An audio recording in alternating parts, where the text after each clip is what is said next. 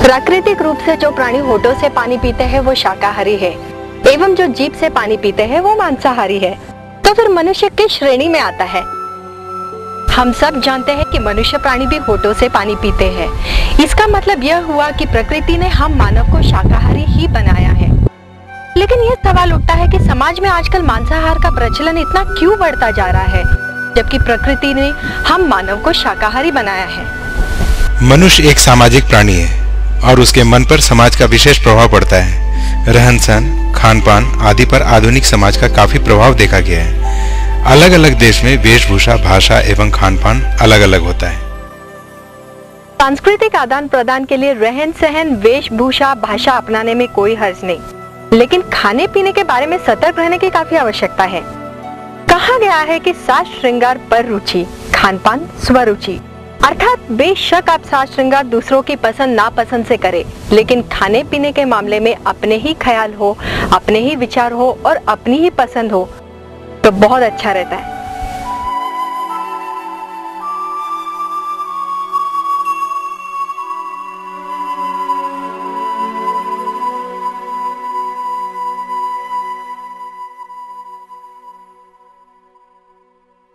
इस फिल्म के माध्यम से मैं आपको प्रवचन या बौद्धिक देने नहीं आई हूँ, सिर्फ यही बताना चाहती हूँ कि मनुष्य प्राणी को हमेशा शाकाहारी ही बने रहना चाहिए और मांसाहारी कभी नहीं।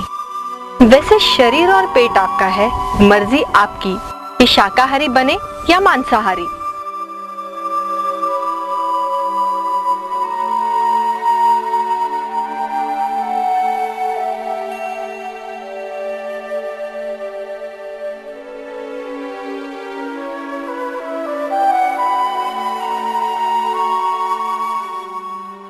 शाकाहारी बने रहने से आप स्वस्थ तथा चेतनाशील बने रह सकते हैं, लेकिन यदि अगर आप मांसाहारी हैं, तो इसका आप पर क्या दुष्प्रभाव हो सकता? चलिए डॉक्टर गंगवाल से मिलते हैं। कहते हैं, आपको लगता है ये दिन ब दिन बढ़ रही है? दिन ब दिन दर्द बढ़ता है। दर्द भी बढ़ रही है। अच्छा अच्छा। गैसेस भी ज्यादा रहते हैं पेट में? अच्छा। आपकी फूड हैबिट क्या है? आप शाकाहारी है या मांसाहारी है? Sir non vegetarian. Non vegetarian. करीबन हफ्ते में कितनी बार नॉन वेज लेते? कई बार। अच्छा। दर्द है यहाँ? क्या? आइए कम।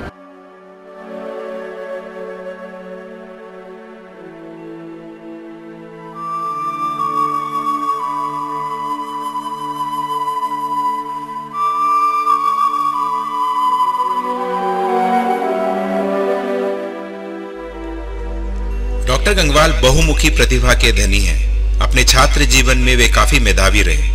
1968 में एमबीबीएस की परीक्षा में गोल्ड मेडल की उपाधि प्राप्त की थी। कालांतर में सफल डॉक्टर होने के बावजूद भी वो सीमित नहीं रहे, अपितु समाज सेवा में कमर कसकर कूद पड़े। विश्व स्तर पर गुटखा विरोधी अभियान एवं शाकाहारी अभियान के लिए उन्होंने सर्व जीव मंगल प्रतिष्ठान की स्थापना की और तन मन धन से उसके लिए समर्पित हैं। एवं प्रकार एक सफल डॉक्टर होने के साथ साथ उन्हें समाज सुधारक, चिंतक एवं अहिंसा के पुजारी माना जाता है।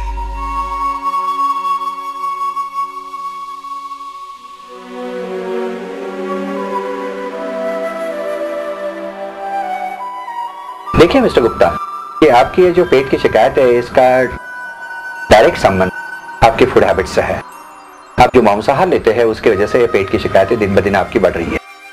इसका मुख्य कारण ऐसा है कि जब आप मांसाहार लेते हो तो डाइजेशन की शिकायतें बढ़ जाती है और डाइजेशन के साथ साथ मांसाहार के साथ साथ कई बार लोग अल्कोहल भी ले लेते हैं और प्रॉब्लम बढ़ जाते हैं मांसाहार की वजह से। I would like to know something. Non veg से और क्या-क्या बीमारियां होती है? नहीं, देखिए पेट की तो बीमारियां होती है, एवं दूसरी कई बीमारियां होती है। ये होने का कारण पहले समझ लेना आपको जरूरी है। इसका कारण ऐसा है कि भगवान ने हमारे वक्त और जो कुछ जिसने हमारी शरीर बनाया है, उसने ये शरीर पूरा शाकाहार के लिए बनाया हुआ है। कहने का मतलब ऐसा है कि हमारी शरीर की रचना जो है, हमारे दांत, हमारे ओठ, हमारी पानी पीने की आदत, पद्धति, अतड़ी आंत की लंबाई, एसिड, पीएच, अतड़ी का पीएच, ये सब शाकाहारी प्राणी जैसा है। कहने का मतलब ऐसा, संसार में जो शाकाहारी प्राणी होते हैं और मांसाहारी प्राणी होते हैं, हमारे शरीर की रचना शाकाहारी प्राणी की जैसी है। हमारे शरीर की रचना मांसाहारी प्राणी जैसे नहीं है। इसलिए जब हम अनैसर्गिक, जो नैसर्गिक नहीं है, ऐसा आहार मांसाहार है, और जब हम वो लेते हैं तो ऑटोमेटिकली प्रॉब्लम बढ़ जाती है। एक बात मैं आपको कहना चाहूंगा कि जैसे शाकाहारी प्राणी के जैसे हमारी जो नजदीकी है वो कैसी है। सारे संसार के शाकाहारी प्राणी पूरे ये ओठों से पानी पीते हैं, यानी पानी पीते वक्त वो ओठों से लेते हैं, और संसार के सभी मांसाहारी प्राणी अपनी जबान बाहर निकाल के चाट के पानी पीते हैं। हम सभी आदमी, ह्यूमन बीइंग्स, हम ओठों से पानी पीते हैं। कहने का मतलब ऐसा है कि हमारी शरीर की संपूर्ण रचना शाकाहार के लिए है। हमारा यदि हमने विश्वास नहीं रखा कि ब्रह्मदेव और किसने हमारा शरीर बनाया, भगवान ने बनाया है, हम यही मान ले कि डार्विन के सिद्धांत के अनुसार हमारी उत्पत्ति बंदरों से हुई है, तो बंदर भी पूरा शाकाहारी है।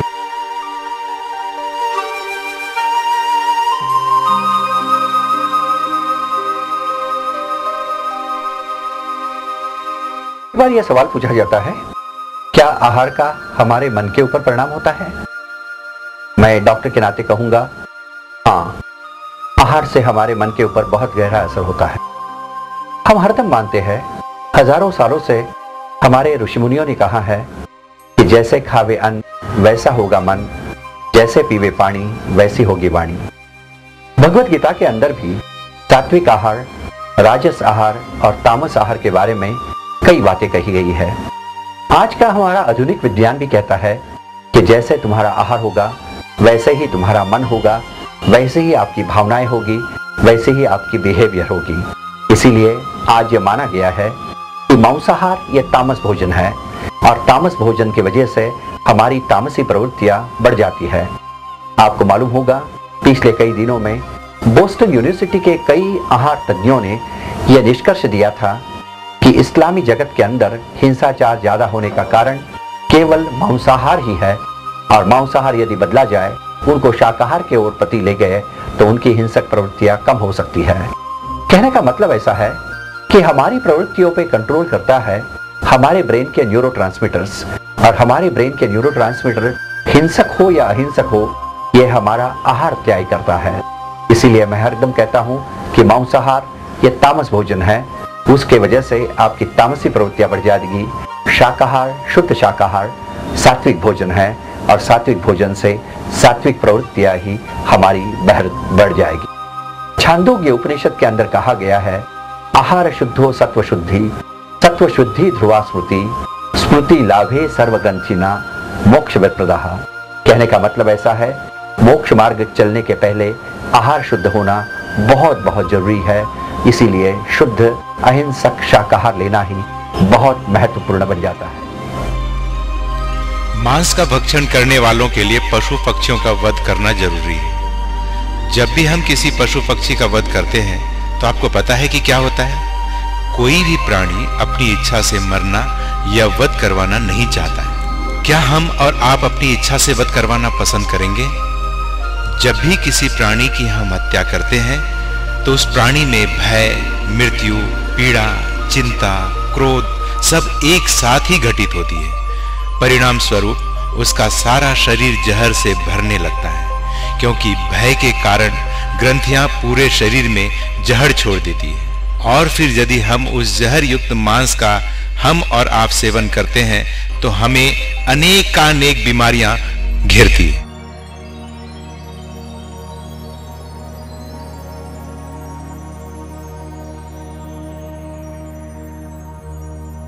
कॉम्प्लिकेटेड ऑपरेशन हुआ क्लिंटन का, और उसके लड़के ने जो इंटरव्यू दिया था उसने कहा कि मेरे फादर को यह सब बीमारियां होने का कारण ये मांसाहार का अतिरेक और फास्ट फूड है।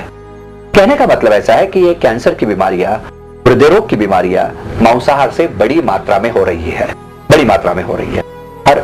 डॉक्टर, क्या क्या ये मैंने सुना है कि नॉनवेज खाने से उसका पाचन शक्ति भी कम हो जाती है, मतलब वेज खाने से जो उसका जो पाचन होता है वो जल्दी हो जाता है, लेकिन नॉनवेज खाने से पाचन बहुत देर से होता है। हाँ, बहुत सही बात है, बहुत सही बात। इसका कारण ऐसा है कि हमारे आंतड़ी का जो पीएच है, एसिडिटी है, वो शाकाहारी प्राणी की कम होती है। मांसाहारी प्राणी के आंतड़ी में बहुत बड़ा स्ट्रॉन्ग एसिड रहता है, इसलिए जब वो मांसाहार करता है तो वो हजम जल्दी हो जाता है। जैसे मांसाहारी प्राणी ने मांस खाया तो वो आहार उसके टट्टी की जगह तक आने के लिए 6 घंटा 7 घंटा लगते हैं, वो विष्ठा के रूप में उनसे शरीर से ये मांसाहार निकल जाता है। जब आदमी ये मांसाहार करता है तो वो उस मांस उसके आंतड़ियों में सड़ता रहता है, क्योंकि 24 घंटा वो बाहर पड़ने के लिए लगता है। इसलिए हमारी आंतड़ी की नैसर्गिक क्षमता मांस पचाने की नहीं है, मगर तो भी हम मांसाहार लेते हैं, थोड़ा बहुत पच जाता है, थोड़ा बहुत सड़ता है। और इसीलिए तो आज माना गया है कि बड़ी आंतड़ी का कैंसर हमारे देश में बढ़ने का कारण मांसाहार है, क्योंकि मांसाहार से बड़ी आंतड़ी का कैंसर होता है। यदि आप शाकाहारी रहे तो आपको बड़ी आंतड़ी का कैंसर होने की पॉसिबिलिटी रहती है, वो बहुत कम रहती है। मांसाहारी आदमी को 20 गुना ज्यादा चांसेस हो जाते हैं। इसलिए हार्ट डिजीज, क्योंकि मांसाहार में कोलेस्ट्रॉल ज्यादा रहता है, सैचुरेटेड फैट ज्यादा रहता है, और ये हमारी हृदय की धमनियों में बैठकर हार्ट की नसें कमजोर हो जाती है। इसलिए डीन ऑर्निश, डेंटन कूली, ऐसे बड़े बड़े सर्जन, आज अमेरिका के जो उसने किताब लिखी है program of reversing heart disease, वो कहता है कि आप शाकाहारी बनो, आपके हृदय रोग के प्रॉब्लम, हार्ट के प्रॉब्लम काफी आप कम हो जाएंगे।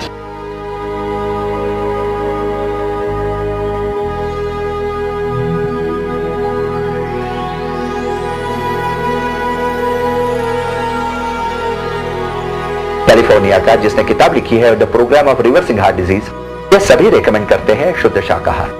और New England journal, BMJ, Lancet, ये सभी बड़े बड़े मैगजीन्स है, ये भी रेकमेंड करते हैं कि आदमी का सबसे सर्वश्रेष्ठ आहार है दुग्ध मिश्रित शाकाहार। ये शाकाहार के अंदर दूध है, दूध और शाकाहार यही आदमी का सर्वश्रेष्ठ आहार है, जो आरोग्यपूर्ण है और बीमारियों से बचाने वाला है।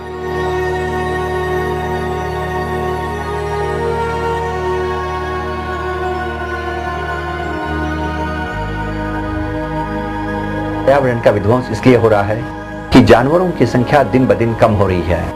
हम आर्टिफिशियली जानवर पैदा कर रहे हैं, मुर्गियां पैदा कर रहे हैं, मगर जो नेचुरल बैलेंस है वो नेचुरल बैलेंस मांसाहार की वजह से खत्म हो चला है। आज 1 किलो मांस पैदा करने के लिए जितना पानी का इस्तेमाल किया जाता है, इसलिए जल संपत्ति भी हमारे राष्ट्र की और सारे पृथ्वी की धोखे में आ गई है। इसीलिए पर्यावरण को यदि बचाना है, जानवरों को यदि बचाना है, महावीर का महासंदेश जियो और जीने दो यदि हमें जिंदगी में उतारना है, तो हमें शाकाहारी अपनाना होगा, शाकाहारी अपनाना होगा।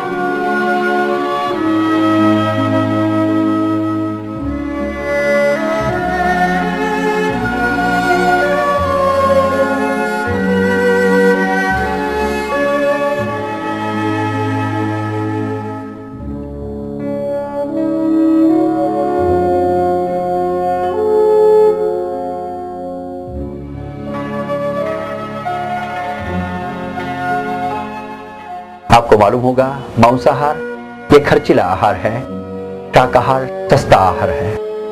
आपको मालूम होगा इंदिरा गांधी ने कई साल पहले जब न्यूयॉर्क के अंदर food problem of third world countries में जब लेक्चर दिया था, तो उस वक्त यही बात कही थी कि 1 किलो मांस तैयार करने के लिए प्राणी को 80 किलो घास देना पड़ता है, और 80 किलो घास तैयार करने के लिए जो भूमि यूज की जाती है उसमें यदि अनाज दिया गया तो मेरे देश के 80 भूखे लोग एक वक्त का अनाज खा पाएंगे। कहने का मतलब ऐसा है, आज अमेरिका के अंदर भी 80% धान्य अनाज ये जानवरों को दिया जाता है, उनको धष्ट पुष्ट किया जाता है और फिर उनको मारकर खाया जाता है।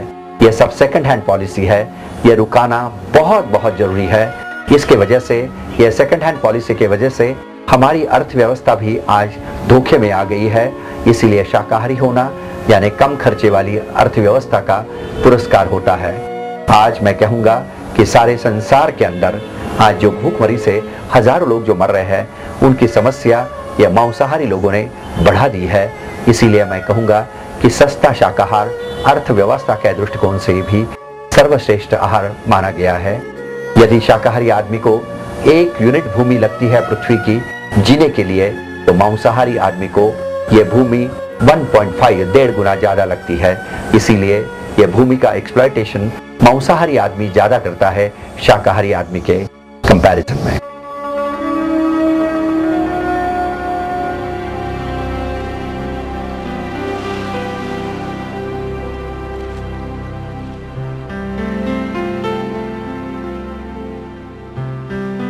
आज एक बड़ी गलतफहमी मांसाहार का प्रचार करने वाले लोग कर रहे हैं।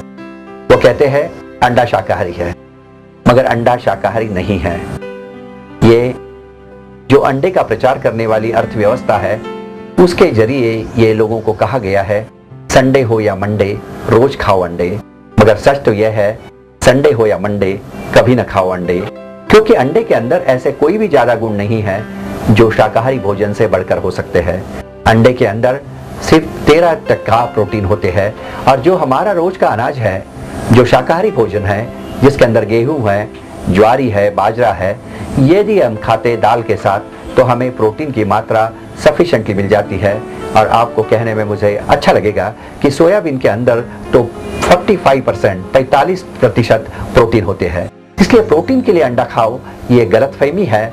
उसके साथ साथ अंडे के साथ साथ हमारे बदन में एंटीबायोटिक्स आ जाते हैं, हार्मोन्स आ जाते हैं, और एक अंडे के अंदर 350 मिलीग्राम कोलेस्ट्रॉल होता है। वो ज़्यादा से ज़्यादा अंडे खाने से ये कोलेस्ट्रॉल से हमारे हार्ट की धमनियाँ, रक्तपेशियाँ खराब हो जाती है। इसीलिए अंडा खाना सेहत के लिए अच्छा नहीं है, मगर ये शाकाहारी कहला के शाकाहारी लोगों को भी अंडा खाने के लिए प्रवृत्त किया जाता है। अंडा कभी शाकाहारी था न कभी रहेगा। जब अंडा पेड़ को फल के रूप में आएगा तो मैं भी वो शाकाहारी करके खा लूंगा, मगर जब तक वो मुर्गे से आता है तब तक उसको शाकाहारी कहना ये साइंस के विरोध में है, ऐसा मैं मानता हूँ। यदि आदमी मांसाहारी नहीं है और वो मांस का सेवन करता है तो उसका शरीर बोझिल हो जाता है। भारतवर्ष के सभी गहरे ध्यानियों ने, गौतम महावीर, उन्होंने भी मांसाहार न करने पर ही अधिक जोर दिया है। अहिंसा की धारणा के कारण नहीं, वो तो गौण है। लेकिन यदि आप सचमुच गहरे ध्यान में प्रवेश करना चाहते तो आपके शरीर को हल्का होने की आवश्यकता है, ना कि भारी होने की। भारी शरीर से आप गहरे ध्यान में प्रवेश नहीं कर सकते। मनुष्य संवेदनशील प्राणी है। सभ्यता के साथ साथ उसकी संवेदनशीलता भी खोती जा रही है, जबकि शायद ही आपको पता हो कि जानवर हम सबों से ज्यादा संवेदनशील है। कोई भी जानवर मनुष्य की तरह भोजन नहीं करता है। प्रत्येक जानवर का अपना अलग अलग भोजन होता है। कभी गाय, भैंस, हाथी आदि को आप बगीचे में घास चरते हुए देखेंगे तो आप पाएंगे कि वह हर घास को नहीं चरती, बहुत चुन चुन कर घास चरती है। लेकिन मनुष्य भटक गया है। वह अपने भोजन के प्रति बिल्कुल ही संवेदनशील नहीं है। वह हर चीज खाता है। कुछ देशों में तो चींटियां खाई जाती है, कुछ देशों में सांप खाए जाते हैं, कुछ स्थानों में गाय, सुअर आदि खाए जाते हैं। कहने का मतलब है मनुष्य हर चीज खाता है। वह जानना भी नहीं चाहता कि किस भोजन के साथ उसके मन और शरीर का तालमेल बैठता है।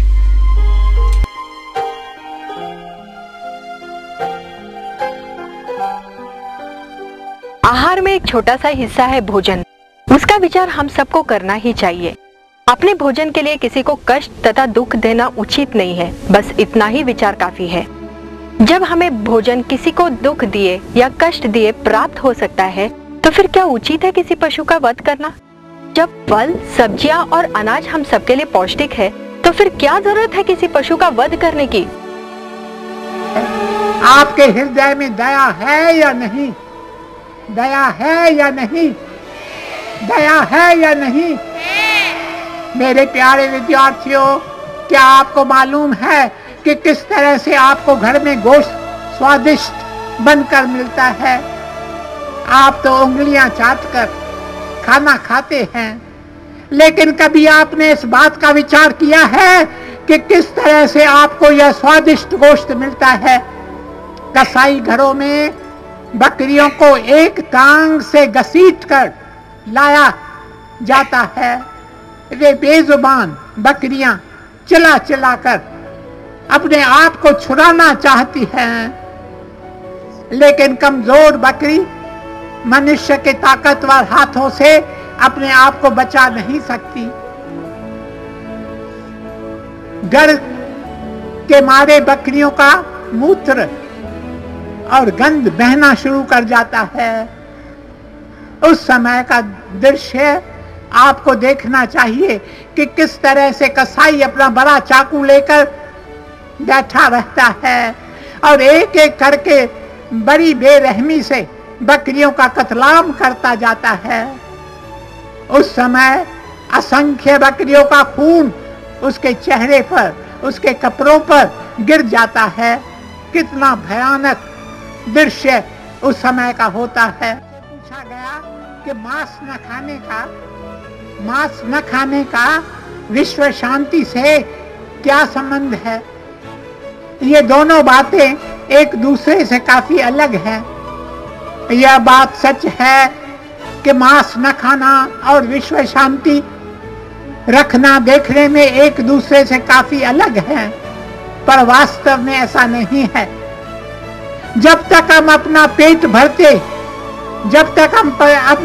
भरने के लिए जानवरों का मांस खाएंगे, तब तक इस पृथ्वी पर शांति नहीं आएगी। अगर मनुष्य अपना पेट भरने के लिए जानवरों का कत्ल करने में संकोच नहीं करता है, तो उसे किसी भी दूसरे मनुष्य को मारने में संकोच नहीं होगा जिसे वो अपना शत्रु समझता है। We must stop all killing. All killing must be stopped. If I look back, I consider myself really fortunate that I'm a vegetarian. मैं जब देखता हूँ कि इसका सबसे बड़ा श्रेय जाता है मेरे नानी जी को, जिनको मैं माँ कहता था, उसके बाद मेरे माँ को भी। मैंने बचपन में नॉन वेजिटेरियन फूड क्या हुए, जैसे अंडे भी है, फिश भी है, कभी देखा भी नहीं था। इसके कई कारण रहे बाद में कि क्यों हम शाकाहारी होनी चाहिए। कि देखिए कि जैसा हमारे शास्त्रों में लिखा है कि जैसा हम आपका आहार होगा वैसा ही आपका मन होगा, और जैसा आपका मन होगा वैसे आपके विचार होंगे, और विचारों से फिर शुरुआत होती है हमारे आचार को। तो शास्त्र में बड़ा ही इस पर लिखा गया कि हम क्या खाना खाते हैं। हमारा आहार शुद्ध शाकाहारी होना चाहिए, ऐसा बताया गया है। और ऐसा ही आहार हमारे पूरे कुटुंब में, पूरे फैमिली में रहा है बचपन से। जब मैं बड़ा हुआ इसके बारे में सोचने लगा, लोग बोलते थे कि तुम शाकाहारी क्यों हैं, तो मैंने कई कारण खोजे इसमें।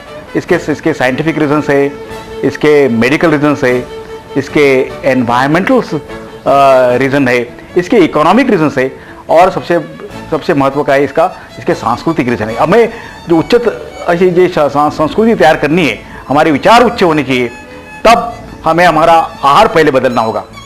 और भारत में इस पर बड़ा मुझे लगा कि बड़ा एम्फेसिस दिया गया है कि आपका आहार कैसा हो। वाणी कर्म वचन से वो हिंसा कहलाती है, और अगर हम किसी की हिंसा करके कुछ भी खाते हैं तो हमारे अंदर जो विचार हैं, वो पशुओं की तरह हो जाते हैं। हमारे अंदर की जो आत्मा में एक आवाज, एक जो प्यार की एक झरना है, वो बंद हो जाता है उससे। हमारे भारत में सब किस्म के फ्रूट्स, वेजिटेबल्स, लेंटल्स, दालें सब इतनी बड़ी क्वांटिटी में होती हैं, और अगर हम देखें तो 1 किलो मीट बनाने के लिए 10 किलो अनाज की जरूरत होती है। तो हम 10 किलो अनाज वेस्ट करके 1 किलो मीट पाते हैं, और उससे होता क्या है कि हमारी वृत्तियां पशु वृत्ति हो जाती हैं। हम कहते हैं कि हमें वर्ल्ड में पीस चाहिए।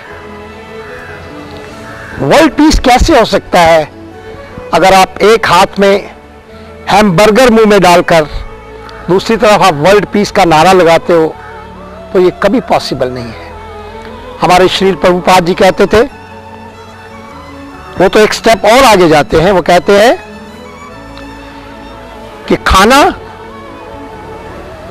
जितना भी है वो पाप है, लेकिन यदि आप जो खा रहे हैं, खाने से पहले यदि आप उसको प्रभु के चरणों में अर्पण करके उनको भोग लगाकर आप खाते हो तो प्रसाद हो करके आपको मिलता है।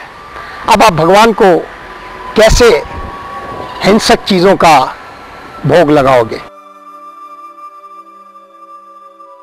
महावीर कहते हैं, आहार शुद्ध और सत्व शुद्धि, और जो तुम भीतर ले जा रहे हो अगर वो शुद्ध है तो तुम्हारे भीतर का छिपा हुआ स्वरूप ढकेगा नहीं, खुलेगा, निखरेगा, नहाएगा, ताजा होगा। सद्य स्नान। सभी धर्म शाकाहार की मान्यता करते हैं और मांसाहार का धिक्कार करते हैं। जैसे आपने सुना होगा, आपने पढ़ा होगा, जैन धर्म यह शाकाहार का सबसे बड़ा समर्थक धर्म है। जैन धर्म के अंदर सभी लोग शाकाहार का पुरस्कार करते हैं और उसमें आहार के बारे में मांसाहार करने की तनिक भी छूट नहीं दी गई है। मगर दूसरे धर्मों का भी हम जब विचार करते हैं तो यही पता चलता है। हिंदू धर्म का विचार करते हैं तो हजारों सालों में उपनिषदों के अंदर और महाभारत के अंदर भी शाकाहार का ही पुरस्कार किया गया है। यहाँ तक कि महाभारत के अंदर भीष्म पितामह कहते हैं कि मांसाहार करने वाला आदमी दोषी तो है, मगर जो पकाता है, जो प्राणियों को मारता है, वो भी उतने ही दोषी है। इसलिए कहा गया है कि धर्म के दृष्टिकोण से मांसाहार ये कभी भी उसको मान्यता नहीं दी थी और शाकाहार के ही प्रति अच्छे विचार सभी धर्मों में दिए गए हैं। जब हम इस्लाम का विचार करते हैं तो आपको मालूम होगा कि हम अल्लाह को रहीम कहते हैं। रहम यह शब्द रहम से आता है और रहम का अर्थ है करुणा, प्रेम, दया।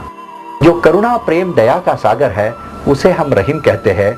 और इस्लाम धर्म के अंदर भी अहिंसा का बहुत बड़ा जागरण किया हुआ है। यहाँ तक कि कुरान और हदीस के अंदर कई रेफरेंसेस है जिसमें यह माना गया है कि प्राणियों का उचित सम्मान करना उस धर्म की भी नींव है। यहाँ तक कि ऊंटों पर तपती हुई सलियों के साथ मार्किंग करना या उस पर निशान लगाना यह भी गलत बताया है कुरानों के अंदर। मतलब एक ही है कि हर एक धर्म यही मानता है कि हम हिंसा न करें, अहिंसक जीवन जिए, और अहिंसक जीवन जीने का मतलब है हम शाकाहारी रहे।